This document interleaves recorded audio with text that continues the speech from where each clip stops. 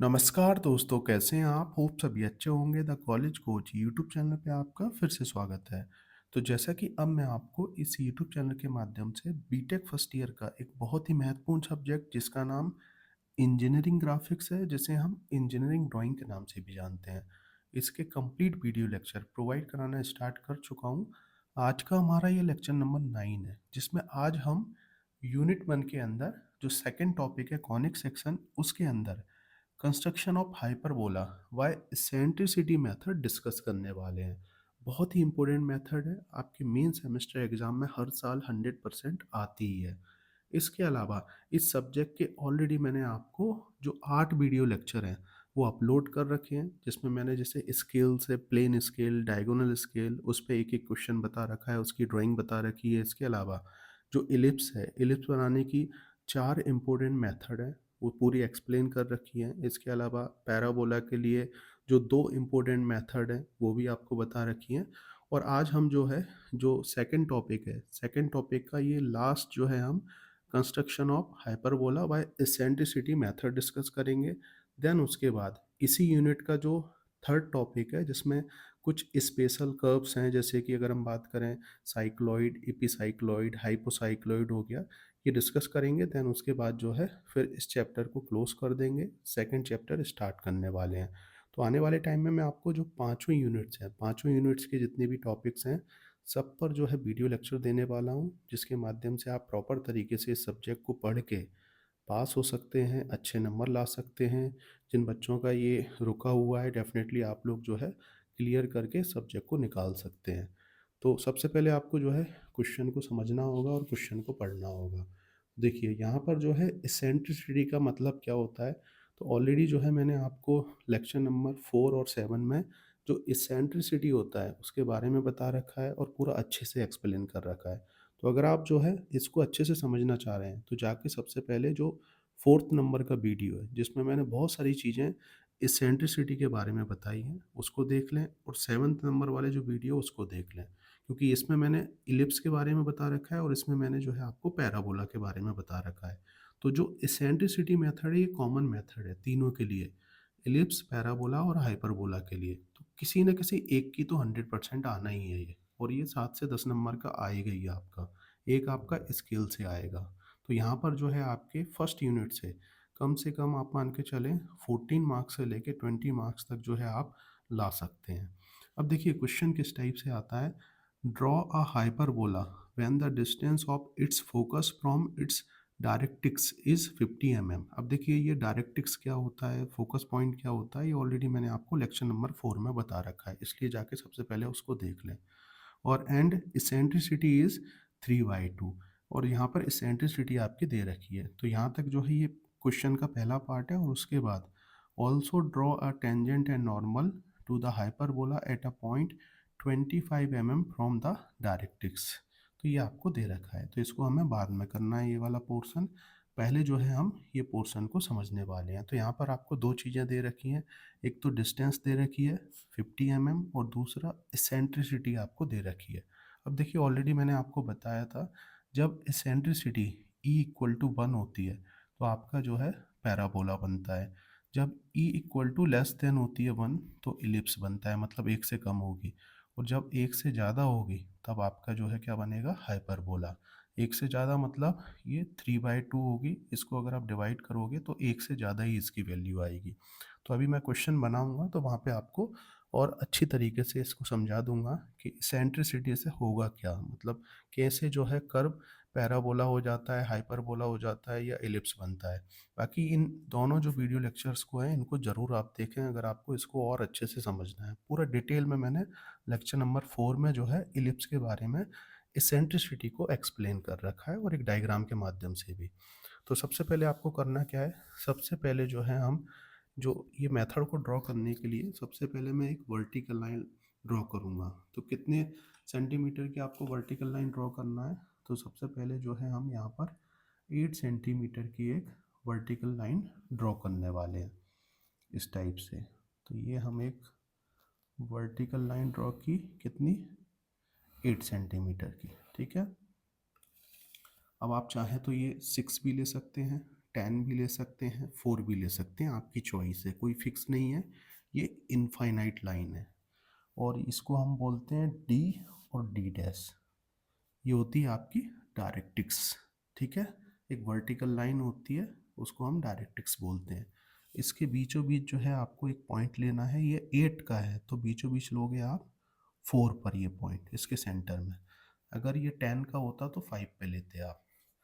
इससे जो है हम कौन सी एक लाइन खींचेंगे, इससे जो है हम ये इस टाइप से एक प्रिंसिपल एक्सिस खींचने वाले हैं, जिसका नाम हमने दिया बी, और ये हो जाएगा आपका ए।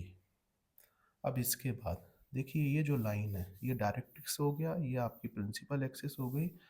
ए से बी की तरफ आपको जो है क्या दे रखा है, ये दे रखा है 50 mm, है ना। तो 50 mm जो है आपको यहाँ पर फोकस पॉइंट टिक करना है।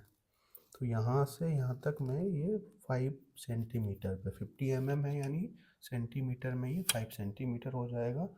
तो ये आपका फोकस पॉइंट आ गया।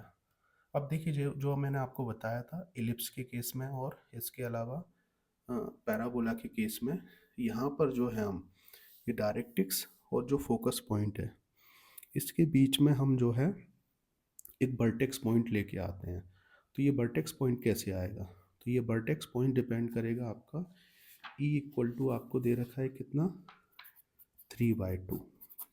ठीक है, तो ये जो 3 है और ये 2 है, समझना। तो अगर आप इसको प्लस करोगे यहाँ पर 5 हो जाएगा, 3 + 2 = 5 सेंटीमीटर। तो ये 5 सेंटीमीटर को डिफाइन कर रहा है। तो यहाँ पे आपको क्या करना है, यहाँ से एफ पॉइंट से इस साइड जो है आपको 3 सेंटीमीटर पे, ये 1 2 और ये 3, देखिए ये 3 सेंटीमीटर पे पॉइंट टिक करना है आपको।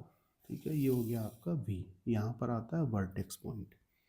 तो ये हो गया आपका टोटल 5 में से ये डिस्टेंस हो गई बी वी और एफ की 3 और ये 2। इससे पहले मैंने बताया था पैराबोला के केस में E = 1 होता है, तो हम क्या करते हैं यहाँ पर 2.5 इधर लेंगे, 2.5 इधर लेंगे। और उससे पहले मैंने बताया था आपको इलिप्स के केस में जिसमें 2/3 होता है, तो इधर लेते हैं हम 2 और इधर 3। आप देख लीजिएगा वीडियो को तो आपको चीज़ें समझ में आ जाएंगी। अब ये जो 3 डिस्टेंस है इसको बिल्कुल वर्टिकली हम यहाँ पे भी लेने वाले हैं, ऐसे सीधे खींचने वाले हैं। यहाँ पे हमारा ई पॉइंट आएगा। ये जो डिस्टेंस है यही डिस्टेंस हमने ये ले ली, मतलब ये जो डिस्टेंस है ना 3, यही 3 हमने यहाँ पे भी ड्रॉ कर दी वर्टिकली, और नीचे भी हम वर्टिकली ये डिस्टेंस ड्रॉ कर देंगे 3। ठीक है, इसके बाद ये आएगा हमारा ई डैश पॉइंट। अब ये जो ए पॉइंट है और ई है, इससे लेके मैं ऐसे एक लाइन खींचूंगा और सेम टू सेम ये जो ई पॉइंट है और ए है, इससे लेके एक लाइन ये खींच दूंगा। इसके बाद क्या करना है आपको, वी से बी की तरफ इसको छुपाना है। यहाँ से जो है इसको 2 से 3 पार्ट में आप डिवाइड कर लें, इक्वल पार्ट्स में। तो आप चाहें तो यहाँ से आप जैसे 1 सेंटीमीटर पे टिक कर सकते हैं। ये 1 सेंटीमीटर, ये आपका 1 सेंटीमीटर, ये आपका एक पॉइंट यहीं आ जाएगा आपका 1 सेंटीमीटर पे। ठीक है, तो ये 1 हो गया, 2 हो गया, यहाँ पे एफ पॉइंट भी है और 3 पॉइंट भी है, ये भी ध्यान रखना है। यहाँ पे एफ भी है और 3 भी है। अब मैं क्या करूँगा, ये जो पॉइंट है 1 से ऊपर और नीचे ये लाइन ड्रॉ कर दी, 2 से भी ऊपर और नीचे ये लाइन ड्रॉ कर दी। ठीक है, इसको थोड़ा सा मैं ऊपर और बढ़ा लूँगा ताकि तीसरा पॉइंट और आ जाए। अब ये 3 ऊपर नीचे। ठीक है, यहाँ पर एफ भी है और 3 भी है, ये ध्यान रखना। अगर मैं थोड़ा सा ज़्यादा लेता 1.5 लेता तो ये आगे निकल जाता। ऐसा नहीं है कि ये सेम ही होंगे एफ और 3, कभी कभी आगे पीछे भी हो जाते हैं। अगर आप देखेंगे मैंने पहले बता रखा है तो आपको समझ में आ जाएगा। हल्की सी ये लाइन, थोड़ी सी आपको टेढ़ी सी ये लाइन दिख रही होगी क्योंकि मैंने ध्यान नहीं दिया, तो मैं इसको थोड़ा सा सीधा करूँगा ताकि हमारा जो फिगर है वो सही बने। ठीक है, इस टाइप से। अब क्या करना है इसके बाद जो है आपको ध्यान रखना है कहाँ से कहाँ तक की डिस्टेंस लेना है। ये डिस्टेंस ली हमने, यहाँ से यहाँ तक की पॉइंट दे दो पहले आप इसका नाम। 1 2 3, मतलब ये डैश हो गए, और ये 1 double dash 2 double dash 3 double dash. तो ये 1 2 3 हो गया, ये 1 डैश 2 डैश 3 डैश, ये 1 double dash 2 double dash 3 double dash. अब आपको क्या करना है, यहाँ से यहाँ तक की डिस्टेंस लेना है, 1 से लेके ये वाली, और F पॉइंट पे आना है और कट करना है ये, और नीचे भी कट करना है, 1 वाली लाइन को ही कट करना है। ठीक है, ये पॉइंट कट कर लिया। दोबारा मैं बता देता हूँ क्या किया मैंने। ये यहाँ से यहाँ तक की डिस्टेंस ली, ये डिस्टेंस और ये डिस्टेंस सेम ही है। ठीक है, और F पॉइंट को नहीं भूलना है, यहाँ पे कट किया और नीचे भी कट कर दिया, ये नीचे की साइड F पॉइंट से।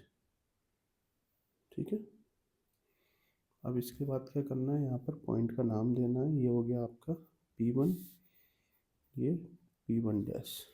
उसके बाद अब सेकंड 2 से 2 की डिस्टेंस ले ली। ठीक है, और फिर F पॉइंट पे जंप मारना है, यहाँ से यहाँ पे कट किया और ये यहाँ पे कट कर दिया। तो ये आ गया आपका कौन सा, P2 और P2 डैश। ठीक है, इसके बाद अब देखिए 3 के लिए क्या होगा, ये 3 से 3 के लिए आपका F भी सेम रहेगा और ये भी सेम रहेगा, तो ये यहीं कट होगा, नीचे भी आपका ये यहीं कट होगा उसी पॉइंट पर। तो ये हो गया आपका क्या, P3 P डैश 3। इसके बाद क्या करना है, ये भी पॉइंट है, भी पॉइंट से लेते हुए आपको ऐसे एक ही बार में है। थोड़ा सा यहाँ पे मैं डार्क कर रहा हूँ ताकि आपको दिखे। इस टाइप से आपको क्या करना है, हाइपरबोला ड्रॉ करना है।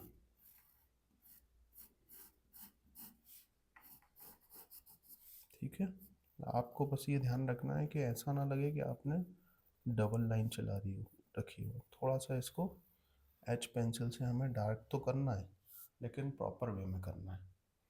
तो ऐसे जो है आपका ये हाइपरबोला बनेगा। थोड़ा सा ऊपर में करके दिखा देता हूँ, ये देखिए। ठीक है, ऐसे जो है आपका डायग्राम बनेगा। तो मैं आपसे वही रिक्वेस्ट करना चाह रहा हूँ कि जो लेक्चर नंबर 4 है और जो लेक्चर नंबर 7 है उसको ज़रूर देखें। इसको अगर आपको प्रॉपर तरीके से समझना है, सेम ही मेथड है तीनों के लिए। अब इसके बाद क्या करना है, आपको इस पर टेंजेंट एंड नॉर्मल डालना है। तो कितना दे रखा है टेंजेंट एंड नॉर्मल, तो देखिए ये जो है 25 mm फ्रॉम द डायरेक्ट्रिक्स, यहाँ से इधर की डिस्टेंस, ये जो कर्व है इसकी डिस्टेंस कितनी दे रखी है 2.5।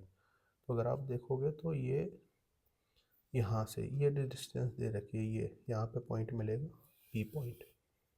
ठीक है, ये E पॉइंट हो गया हमारा, इधर कर देता हूँ, ये P पॉइंट हो गया।